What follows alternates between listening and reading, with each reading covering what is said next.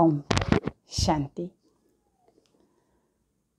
যেতিয়া আপোনাৰ মনটো অলপ বেয়া লাগে বা বেয়াৰ ফাললৈ গৈ আছে আৰু কিবা বহুত নিগেটিভ বেয়া গধুৰ চিন্তা ভাৱনা আহিব আৰম্ভ কৰিছে আৰু তেনেকুৱাত আপুনি কি কৰিব? মই 5টা বিধিৰ কথা ক'ম আজি। আপুনি আজিৰে পৰা এপ্লাই কৰি চাবচোন দেই।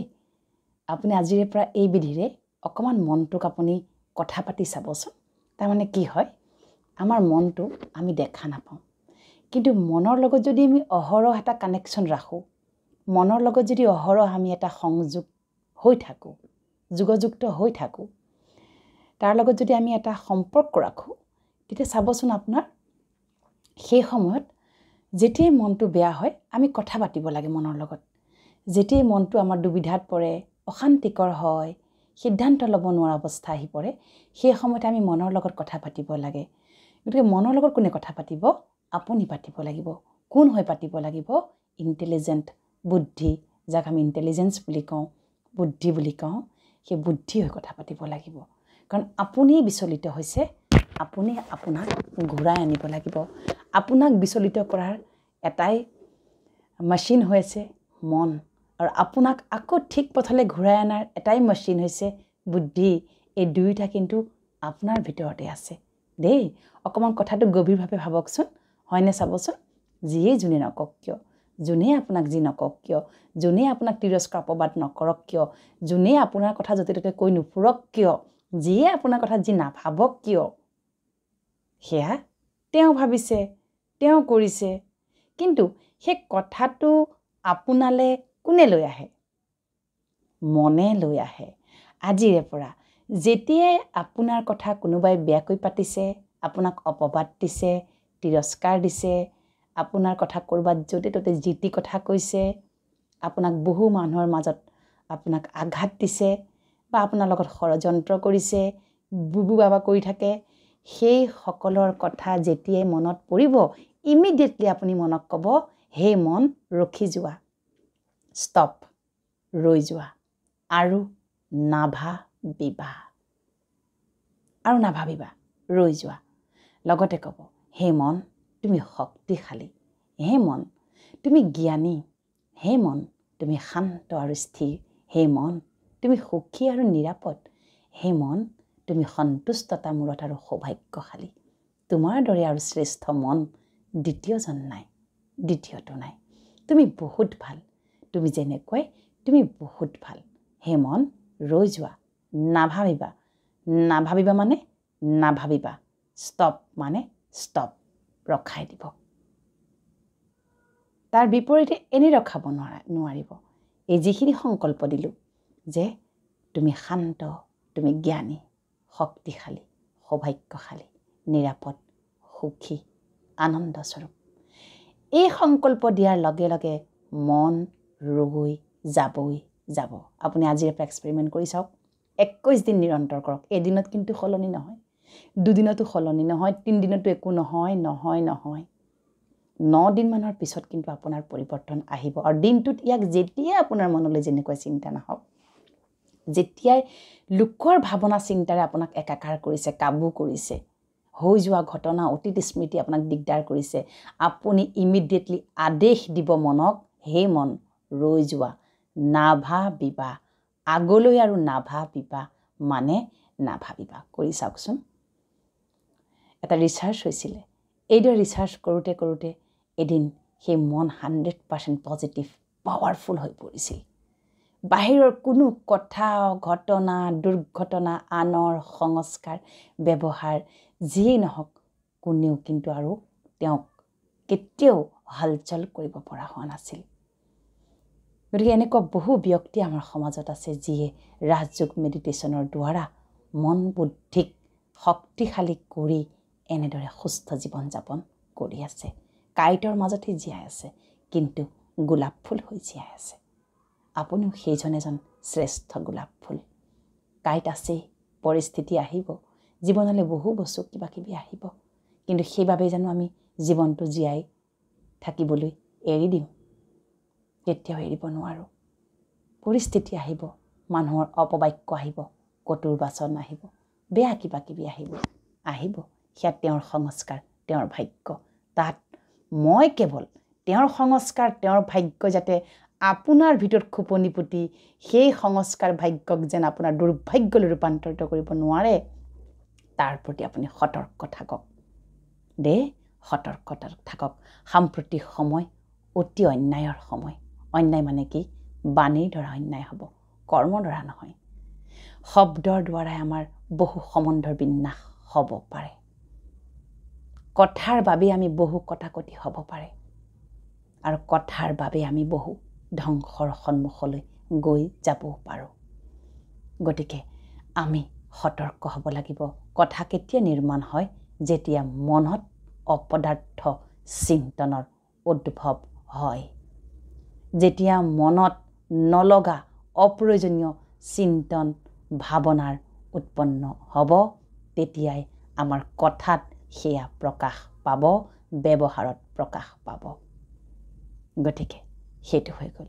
দ্বিতীয়তে, কেতিয়াবা এনেকুৱা লাগে যে মোলৈ বহু প্ৰশ্ন আহে, চিষ্টাৰ মইতো শান্ত, মইতো কাৰো কথা ক'তো একো নকওঁ, মোৰ কথা কিয় তেনেকৈ কৈছে, মোক কিয় তেনেকৈ ক'লে? এই যে মোক কিয় তেনেকৈ ক'লে, সেয়া কেৱল আপোনাকে কৈ থকা নাই, সেই আত্মাৰ সেয়া সংস্কাৰ।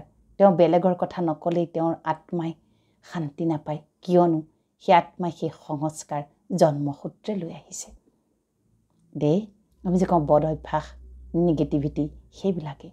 আপুনি আজিৰে পৰা এইকেইটা কথাৰ অকণমান আপুনি প্ৰতিপালন কৰক, দেখিব প্ৰতিটো সম্বন্ধই আপোনাক খুব বেছি ভাল হৈ পৰিব, শক্তিশালী সুমধুৰ হৈ পৰিব। আৰু যিবিলাক সম্বন্ধ যদি অকণমান কিবা কিবি আপোনাৰ খুটখাট আছিলে বা আপোনাৰ অকণমান ব্ৰকেন অৱস্থাত আছিলে বা যিকোনো সম্বন্ধ আপোনাৰ ভাঙিও আছিলে, দেখিব প্ৰতিটো সম্বন্ধ লাহে লাহে ৰিপেয়াৰ হ'বলৈ আৰম্ভ কৰিব। সম্বন্ধ আমি শেষ কৰি, সম্বন্ধ বিনাশ কৰি আমি জীৱনত চলিব নোৱাৰোঁ। সম্বন্ধই হৈছে সকলো আমাৰ জীৱনৰ বুনিয়াদ, আমাৰ জীৱনৰ আধাৰ হৈছে সম্বন্ধ।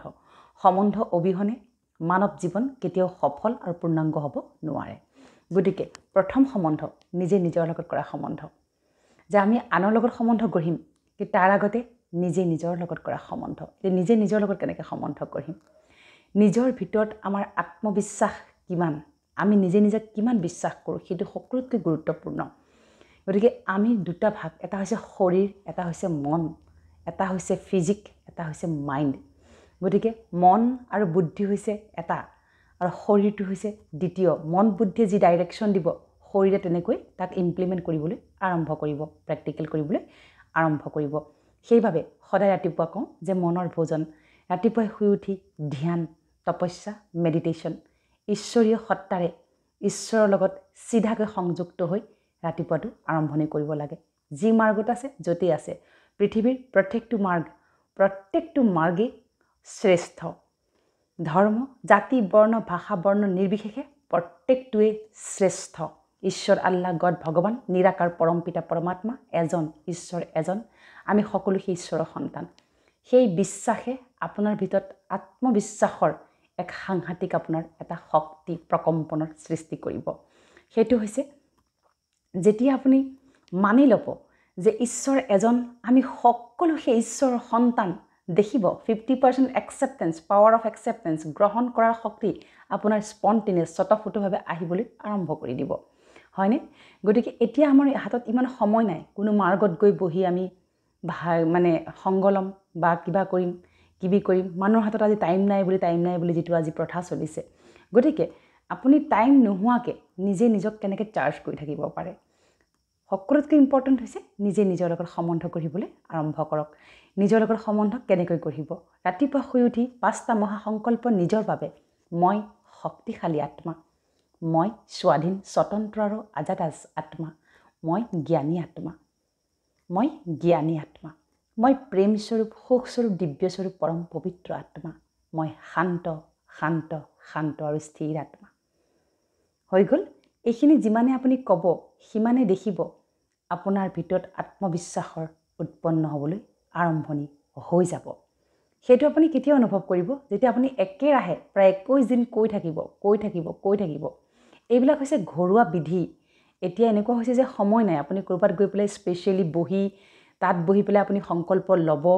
মন্দিৰ মছজিদ গুৰুদ্বাৰ তীৰ্থস্থান বিভিন্ন মাৰ্গত যিবিলাক আমাৰ আজি প্ৰবচন হৈ থাকে, সংগ হৈ থাকে, সৎসংগ হৈ থাকে, সকলোতে বহুতৰে গৈ সময় নোহোৱা হয়, গৈ পেলাই অকণমান তাতে বহি পেলাই এইকণ কৰোঁ। কিন্তু শুই উঠিয়ে যদি আপুনি এই 5টা মহাসংকল্প লৈ লয়, দেখিব লাহে লাহে লাহে লাহে আপুনি 21 দিনৰ পিছত আপুনি এটা সাংঘাতিক প্ৰকম্পনৰ অনুভৱ কৰিব, যিটো আপোনাৰ আত্মবিশ্বাস খুব বঢ়াব। প্ৰত্যেকজন সম্বন্ধ মানুহকে চোৱাৰ যি দৃষ্টিভংগী সেয়া আপোনাৰ সলনি হ'বলৈ আৰম্ভ কৰিব। দ্বিতীয়তে এটাটো হৈ গ'ল নিজে নিজৰ লগত সম্বন্ধ আপুনি স্থাপন কৰিলে। প্ৰতিটো সময়ত চাহ খাওঁতে, ভাত খাওঁতে, যিয়ে নবনাই কিয় ভোজন কৰোঁতে অন্তত ঈশ্বৰমুখী হৈ ভোজন কৰক, অন্তত ঈশ্বৰমুখী হৈ ৰান্ধক। সদায় কওঁ ৰন্ধন প্ৰকৰণ এটা সাধাৰণ কাম নহয়। ৰন্ধন পেটৰ কাৰণে আমি কৰি থকা নাই। স্বয়ং ঈশ্বৰৰ নিচাত, স্বয়ং ঈশ্বৰ পৰমাত্মাৰ নিচাত যেতিয়া আপুনি খাদ্য ৰান্ধিব, দেখিব সেই খাদ্যয়ো আপোনাৰ ভাগ্য বদলাবলৈ আৰম্ভ কৰি দিব। দ্বিতীয়তে আপোনাৰ আৰু নিজৰ মানুহজনৰ লগত সম্বন্ধ, স্বামী স্ত্ৰীৰ মাজৰ সম্বন্ধ। এই সম্বন্ধ হৈছে এই পৃথিৱীৰ শ্ৰেষ্ঠ সম্বন্ধ, যি সম্বন্ধৰ আধাৰত আজি মানৱ জাতি ৰচিত হৈছে বা সৃষ্টি হৈছে। গতিকে সেই সম্বন্ধক ভাল এনেই সম্বন্ধ হ'লেই নহ'ব। বিয়া বাৰু হ'লেও কাম বন কৰি আছোঁ, ইজনে সিজনক সহায় কৰি আছোঁ, সেয়া আচলতে যথেষ্ট নহয়। আপোনাৰ হৃদয়ৰ পৰা কি প্ৰকম্পন গৈছে, আপোনাৰ হৃদয়ৰ পৰা তেওঁৰ প্ৰতি কি আশীৰ্বাদ গৈছে ৰাতিপুৱা, সেইটো বহুত বেছি ইম্পৰ্টেণ্ট। আপোনাৰ আশীৰ্বাদে তেওঁৰ বেয়া ভাগ্যকো সৌভাগ্যলৈ ৰূপান্তৰিত কৰিব লাগে। গতিকে এইবিলাক কৰিবলৈ কোনো মাৰ্গ নালাগে, এইবিলাক কৰিবলৈ একো নালাগে। কেৱল ৰাতিপুৱা শুই উঠি আপুনি অহৰহ কৈ গ'লে হৈ যায় দেই। গতিকে ৰাতিপুৱা শুই উঠিয়ে ক'ব, তুমি যেনেকৈ তুমি মোৰ শ্ৰেষ্ঠ জীৱন সংগী, তুমি ভাগ্যৱান, তুমি জ্ঞানী, তুমি সৰ্বগুণ সম্পন্ন, তুমি মাষ্টাৰ শক্তিশালী, শান্ত আৰু সফলতা মূৰত, তুমি ভাগ্যৱান আত্মা। আজিৰ দিনটো তোমাৰ বহুত ভাল হ'ব, তোমাৰ প্ৰতিটো কৰ্ম বহুত ভাল হ'ব, তুমি জীৱনত সফলতা অৰ্জন কৰা, তুমি নিৰোগী সুস্বাস্থ্যৱান দীৰ্ঘায়ু হোৱা। মোৰ শুভকামনা, শুভকামনা আৰু আশীৰ্বাদ সদায় তোমাৰ লগত আছে, আজীৱন থাকিব। এনেদৰে ক'লে বিদায় দিলে কামলৈ। কথাটো হৈছে আপুনি কি ইণ্টেনশ্যনেলি আপুনি বিদায় দিছে। চিন্তিত হৈ পেলাই কেতিয়াও কাকো বিদায় দিব নাপায়। পৰিয়ালত কাকোকে চিন্তিত হৈ বিদায় দিব নাপায়। কাৰোবাক পৰীক্ষালৈ পঠাইছে সন্তানক, চিন্তিত হৈ পঠাবলৈ নাপায়। মানুহজন কামলৈ গৈছে, চিন্তিত হৈ পঠাব নাপায়। ঠিক আছে, তোমাৰ দিনটো আজি বহুত ভাল যাব, বহুত ভাল যাব, বহুত ভাল যাব, এনেদৰে পঠাব লাগে। তৃতীয়তে সন্তানৰ সৈতে সম্পৰ্ক। সন্তানকতো শুই উঠিয়েই তেওঁলোকৰ হয় মূৰত হাত থৈ, নহয় কপালৰ আত্মাক স্পৰ্শ কৰি সদায় আমি আত্মিক আশীৰ্বাদ দিয়াটো উচিত, যে তুমি ভাগ্যৱান, তুমি মোৰ পৰম আজ্ঞাকাৰী সন্তান, তুমি মোৰ পৰম আজ্ঞাকাৰী সন্তান, তুমি ৰামচন্দ্ৰৰ দৰে আজ্ঞাকাৰী, শ্ৰীকৃষ্ণৰ দৰে বুদ্ধিমান, ধৰ্মাত্মা মহাত্মাৰ দৰে গুণী জ্ঞানী, সৰ্বগুণ সম্পন্ন, প্ৰত্যেকজন ধৰ্মাত্মাৰ দৰে যিসকলে ধৰ্ম স্থাপনা কৰিছিল সেই মহাত্মাসকলৰ দৰে তুমি গুণী জ্ঞানী, সৰ্বগুণ সম্পন্ন। এনেদৰে যদি আপুনি তেওঁক আশীৰ্বাদ দিবলৈ আৰম্ভ কৰে, দেখিব সন্তানৰ যিবিলাক বেয়া সংস্কাৰ আছিলে, যিবিলাক বেয়া তেওঁলোকৰ নিচা আছিলে, যিবিলাক কথা বতৰাৰ দ্বাৰা আপুনি ডিষ্টাৰ্বড হৈ আছিলে, লাহে লাহে সন্তানৰ সেইবিলাক সকলো ভাল অভ্যাসলৈ, বহুত বেছি ভাল অভ্যাসলৈ ৰূপান্তৰিত হ'বলৈ আৰম্ভ কৰিব। তাৰপিছতে হৈ গ'ল আপোনাৰ ঘৰখনত থকা বেলেগবিলাকৰ লগত সম্বন্ধ। এই ধৰক এক্সটেণ্ডেড ফেমিলি, যিবিলাক শাহু শহুৰ, ননদ জা ইত্যাদি ইত্যাদি যিবিলাক আছে, সেইসকলৰ সম্বন্ধ। সকলোকে একে আশাৰে ৰাতিপুৱা আশীৰ্বাদ দিব লাগে, আপোনালোকৰ বহুত ভাল হওক, দিনটো কল্যাণ হওক, শুভ হওক। কিন্তু এইখিনি কৰাৰ পৰিৱৰ্তে আকৌ এইখিনি আমি কৰিলোঁ, কিছুমান কণ্ডিশ্যন থাকে, সম্বন্ধবিলাক সেইকাৰণে আমাৰ ঠিক নহয়। মোক বহুতে প্ৰশ্ন কৰে যে ছিষ্টাৰ এইবিলাকতো কৰি আছোঁ কিন্তু ইমান ফল পোৱা নাই। তেতিয়া মই সোধোঁ, আপুনি ৰাতিপুৱা যে আশীৰ্বাদ দিছিল, দিনটো আকৌ তেওঁৰ কথা ক'ৰবাত তেনেকৈ নেগেটিভলি পাতিছোঁ নেকি, চৰ্চাত ৰাখিছে নেকি? বোলে ৰাখিছোঁ। তেতিয়াহ'লে সেইটো আমি বদ অভ্যাসটো আমি বৰ্জন কৰিব লাগিব। কি হয় আচলতে, যেতিয়া মই আপোনাক আশীৰ্বাদ দি আছোঁ, তাৰ পৰিৱৰ্তে যদি মই আপোনাৰ নেগেটিভিটিখিনিও যদি আনৰ ওচৰত চৰ্চাত লিপ্ত হৈ আছোঁ, তেতিয়াহ'লে মোৰ প্ৰকম্পন আপুনি অনুভৱ কৰিব নোৱাৰিব। এইকাৰণে নোৱাৰিব কাৰণ মই এটা মিক্সড ভাইব্ৰেশ্যন পাব আপুনি মোৰ পৰা। পৰম আজ্ঞাকাৰী সন্তান, তুমি ৰামচন্দ্ৰৰ দৰে আজ্ঞাকাৰী, শ্ৰীকৃষ্ণৰ দৰে বুদ্ধিমান, ধৰ্মাত্মা মহাত্মাৰ দৰে গুণী জ্ঞানী, সৰ্বগুণ সম্পন্ন, প্ৰত্যেকজন ধৰ্মাত্মাৰ দৰে যিসকলে ধৰ্ম স্থাপনা কৰিছিল সেই মহাত্মাসকলৰ দৰে তুমি গুণী জ্ঞানী, সৰ্বগুণ সম্পন্ন। এনেদৰে যদি আপুনি তেওঁক আশীৰ্বাদ দিবলৈ আৰম্ভ কৰে, দেখিব সন্তানৰ যিবিলাক বেয়া সংস্কাৰ আছিলে, যিবিলাক বেয়া তেওঁলোকৰ নিচা আছিলে, যিবিলাক কথা বতৰাৰ দ্বাৰা আপুনি ডিষ্টাৰ্বড হৈ আছিলে, লাহে লাহে সন্তানৰ সেইবিলাক সকলো ভাল অভ্যাসলৈ, বহুত বেছি ভাল অভ্যাসলৈ ৰূপান্তৰিত হ'বলৈ আৰম্ভ কৰিব। তাৰপিছতে হৈ গ'ল আপোনাৰ ঘৰখনত থকা বেলেগবিলাকৰ লগত সম্বন্ধ। এই ধৰক এক্সটেণ্ডেড ফেমিলি যিবিলাক শাহু শহুৰ ননদ জা ইত্যাদি ইত্যাদি যিবিলাক আছে সেইসকলৰ সম্বন্ধ। সকলোকে একে আশাৰে ৰাতিপুৱা আশীৰ্বাদ দিব লাগে, আপোনালোকৰ বহুত ভাল হওক, দিনটো কল্যাণ হওক, শুভ হওক। কিন্তু এইখিনি কৰাৰ পৰিৱৰ্তে আকৌ এইখিনি আমি কৰিলোঁ, কিছুমান কণ্ডিশ্যন থাকে সম্বন্ধবিলাক, সেইকাৰণে আমাৰ ঠিক নহয়। মোক বহুতে প্ৰশ্ন কৰে যে ছিষ্টাৰ এইবিলাকতো কৰি আছোঁ কিন্তু ইমান ফল পোৱা নাই। তেতিয়া মই সুধোঁ, আপুনি ৰাতিপুৱা যে আশীৰ্বাদ দিছিল দিনটো আকৌ তেওঁৰ কথা ক'ৰবাত তেনেকৈ নেগেটিভলি পাতিছোঁ নেকি, চৰ্চাত ৰাখিছে নেকি বোলে ৰাখিছোঁ, তেতিয়াহ'লে সেইটো আমি বদ অভ্যাসটো আমি বৰ্জন কৰিব লাগিব। কি হয় আচলতে, যেতিয়া মই আপোনাক আশীৰ্বাদ দি আছোঁ তাৰ পৰিৱৰ্তে যদি মই আপোনাৰ নেগেটিভিটিখিনিও যদি আনৰ ওচৰত চৰ্চাত লিপ্ত হৈ আছোঁ, তেতিয়াহ'লে মোৰ প্ৰকম্পন আপুনি অনুভৱ কৰিব নোৱাৰিব। এইকাৰণে নোৱাৰিব কাৰণ মই এটা মিক্স ভাইব্ৰেশ্যন পাব আপুনি মোৰ পৰা। আপুনি মোক লৈ পেলাই এটা কনফিউজ স্থিতিত থাকিব সদায়। আপুনি মোক লৈ পেলাই সদায় কনফিউজড হ'ব যে মানুহগৰাকী ঠিক নে বেঠিক, মানুহজনীয়ে মোক সঁচাকৈ ভাল পায় নে নাপায়। এই যে আমি যে অকণমান যে কেতিয়াবা মানুহক দেখিলে যে কওঁ এই মানুহজন ঠিক নে কেনেকুৱা বাৰু, তেওঁ নিজে এটা কনফিউজ পাৰ্চনেলিটি, কনফিউজ যিটো প্ৰকম্পন, কনফিউজ ভাইব্ৰেশ্যন এটা লৈ পেলাই তেওঁ ঘূৰি ফুৰে। যিজন ব্যক্তিয়ে এজন ব্যক্তিৰ কথা য'ত ত'ত 10 বাৰ 10টা অপিনিয়ন ৰাখে, সেইজন ব্যক্তি নিজে কনফিউজ হ'বলৈ আৰম্ভ কৰি দিয়ে আৰু তেওঁৰ গোটেই প্ৰকম্পনটো আমাৰ দৃষ্টিত, অপজিটজনৰ দৃষ্টিত কি হৈ যায়, কনফিউজ হৈ যায়, খেলি মেলি হৈ যায়। সেইবাবে নিৰাকাৰ পৰমপিতা পৰমাত্মাৰ মহাবাক্য, কোনো পৃথিৱীত কাৰো কোনো ভুল নাই। সকলোৱে বেলেগ বেলেগ, সকলোৱে বেলেগ বেলেগ ভাগ্য লৈ আহিছে, সকলোৱে বেলেগ বেলেগ কৰ্ম লৈ আহিছে। প্ৰত্যেকজনে বহুত ভাল হ'ব পাৰে, তেওঁ এতিয়া বুজি পোৱা নাই, তেওঁ আপোনাৰ দৰে মাৰ্গত চলিব পৰা নাই, কিন্তু সেই বুলি তেওঁ বেয়া নহয়। গতিকে সকলোৰে প্ৰতি শুভকামনা, শুভভাৱনা, কল্যাণ মনোভাৱ ৰাখিলে আমি লাহে লাহে লাহে লাহে কি হ'ব, আমাৰ জীৱনৰ বহু বস্তু, বহু আচলতে কি বুলি ক'ম, হেঙাৰ, বহু জংঘল, জীৱনৰ যি চিন্তা দুমোজা লাহে লাহে পাতল হ'বলৈ আৰম্ভ কৰিব। গতিকে সকলো কথা বাদ দি প্ৰথমতে নিজৰ লগত সম্বন্ধ স্থাপন কৰক, তাৰপিছত নিজৰ স্বামী, নিজৰ সন্তান সম্বন্ধ আৰু গোটেই পৰিয়ালটোৰ লগত সম্বন্ধ। সকলোতকৈ ইম্পৰ্টেণ্ট হৈছে পৰিয়ালৰ লগত আমি সম্বন্ধটো স্থাপন কৰি ৰাখিব লাগে। কোনোবাই আপোনাক বেয়া পায়, সেইটো তেওঁৰ সংস্কাৰ, কিন্তু সেই বুলি আপুনি তেওঁক বেয়া পাব নাপায়। কিবা এটা হৈ গৈছে আপোনালোকৰ মাজত, ঠিক আছে, আপুনি ৰাতিপুৱা শুই উঠি তেওঁক ক্ষমা প্ৰাৰ্থনা খোজক, মোক ক্ষমা কৰি দিবা, বেয়া নাপাবা, হৈ গ'ল, বিটিকো বিন্দি লগাও, পৰমাত্মাৰ মহাবাক্য। যি হৈ গ'ল, ঠিক আছে, আজিৰে পৰা মই এই ভুল নকৰোঁ, আজিৰে পৰা মই তোমাক তেনেকৈ নকওঁ, আজিৰে পৰা প্ৰতিজ্ঞা লওক, নিজে নিজকে প্ৰতিজ্ঞা লওক। তাৰপিছত দেখিব আপুনি অপজিট পক্ষই আপোনাক লাহে লাহে লাহে আপোনাৰ প্ৰতি তেওঁৰ ভাল প্ৰকম্পন, ভাল মনোভাৱ আপোনাৰ প্ৰতি সৃষ্টি হ'বলৈ আৰম্ভ কৰিছে। গতিকে বাহিৰৰ জগতক বেছি সন্তুষ্ট কৰিবলৈ চেষ্টা নকৰিব। বাহ্যিক জগতৰ বাহিৰা মানুহ, বাহিৰৰ পৃথিৱীক যদি আমি সন্তুষ্ট কৰিবলৈ চেষ্টা কৰিম, তেতিয়া কিন্তু আমাৰ দ্বাৰা বাই ডিফল্ট আমাৰ দ্বাৰা বহুত বেছি ভুল হৈ যায়। আমি বহুত বেছি কনচিয়াছ হৈ থাকিবলগীয়া হয়। কেতিয়াবা চাবচোন, আমি ইমান বেছি ফৰ্মেলিটিজ মেইনটেইন কৰি পেলাবলগীয়া হয়, একেবাৰে ইমান ফৰ্মেলিটিজত যাবলগীয়া হয় যে আমি নক'বলগীয়া কথাও ইমান ভালকৈ উপস্থাপন কৰিবলগীয়া হয়, শেষত এনেকুৱা লাগে যে ভাগৰ লাগি যায়গৈ। যেতিয়া আপুনি আৰ্টিফিচিয়েল হ'ব, আপুনি কৃত্ৰিম হ'ব, তাৰমানে আপোনাৰ তাত ভাগৰ লাগিবই, টায়াৰ্ডনেছ থাকিব। সৰল হওক, সহজ হওক, প্ৰত্যেকটো মনুষ্যৰ লগত অতি মৰমৰে, অতি সুহৃদৰে সম্বন্ধ স্থাপন কৰক। এই পৃথিৱীত জাতি, বৰ্ণ, ভাষা, বৰ্ণ নিৰ্বিশেষে আমি সকলো আত্মা, সকলোৰে ঘৰ একেই, সকলোৰে পিতা একেই, সেই কথা আমি কেতিয়াও মনত আমি সদায় পাহৰিব নালাগে। কোনো কথাত আমি সেই কথা পাহৰিব নাপায় যে আমি সকলো আত্মা, কৰ্মৰ হিচাপ কিতাপবিলাক আহিছে লগত, সেইবিলাক সম্বন্ধৰ ৰূপত আহিছে, পৰিস্থিতিৰ ৰূপত আহিছে, ঠিক ঠাক হ'ব। আকৌ এই কৰ্ম যি কৰি আছোঁ তাৰ ভাগফল লৈ আকৌ যাম, আকৌ আহিম। আমাৰ ঘৰ একেই, পিতা একেই, সেই কথা আমি পাহৰিব কেতিয়াও নাপায়। গতিকে যেনেকৈ গাড়ীখন বেয়া হ'লে ক'লৈ যাব লাগিব, গেৰাজলৈ যাব লাগিব। প্ৰত্যেকখন যিমানেই ডাঙৰ ব্ৰেণ্ডেড গাড়ী নহওক, কম দামী গাড়ী নহওক, গাড়ীখনৰ ডেষ্টিনেশ্যন কি, বেয়া হ'লে গেৰাজ। ঠিক একেদৰে আমি যেতিয়া জীৱনত টায়াৰ্ড হৈ গৈছোঁ, আমি জীৱনৰ যেতিয়া এইবিলাক অভাৱ অনাটন বা বহুতৰ প্ৰব্লেমত যেতিয়া ফচিবলৈ আৰম্ভ কৰিছোঁ, তেতিয়া আমি কি কৰিব লাগিব, আমিও গেৰাজলৈ যাব লাগিব। আমাৰ আত্মাকো ছাৰ্ভিচিঙৰ প্ৰয়োজন হয়নে?